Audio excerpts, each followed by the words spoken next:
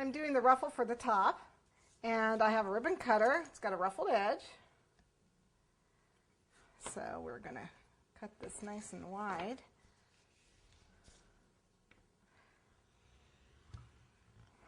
I like that little ruffled edge. Isn't that pretty? And then what we're going to do is take this little heart. Where is my guys? Got a nice straight edge on both ends. And these are hearts. Now if you've got a little aspic cutter, anything, it'll work. I'm going to place this right close to the edge and cut out the hearts.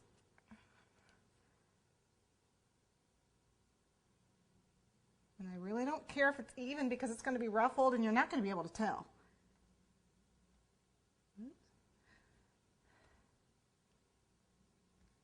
Just place it on there. And little hearts hopefully will come out. If not, we'll have to give them a little help. Could spend a few years picking the little hearts out of these.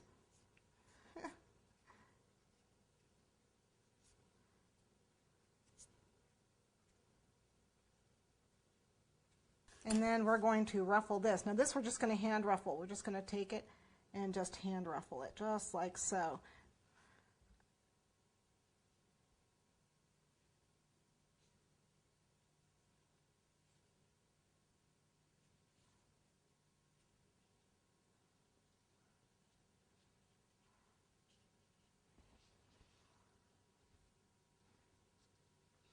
See if I can get this guy to help me.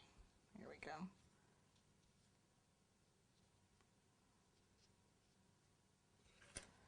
Keep using the water.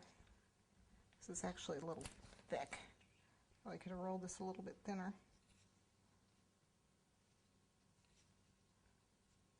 What happened over here? Okay, we'll just cut that off. Okay. So here's our little ruffle.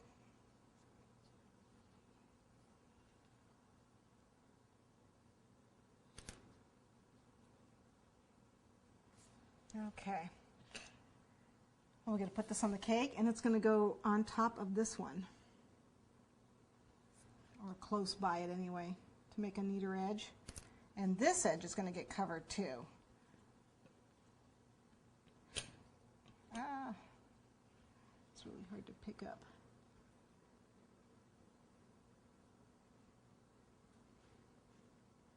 Okay, now, the idea of this ruffle is it's going to stand up a little bit. And so that's what the cotton is for. As soon as I get it to stick. The batting here, or I can use foam or whatever. So take the batting and stick it underneath, just like so.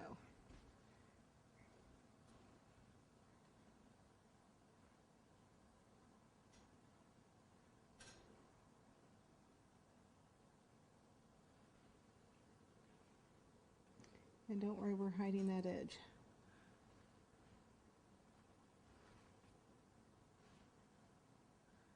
And I can use foam instead to hold that up. I have little pieces of foam, but I'm not going to, since the batting seems to be working.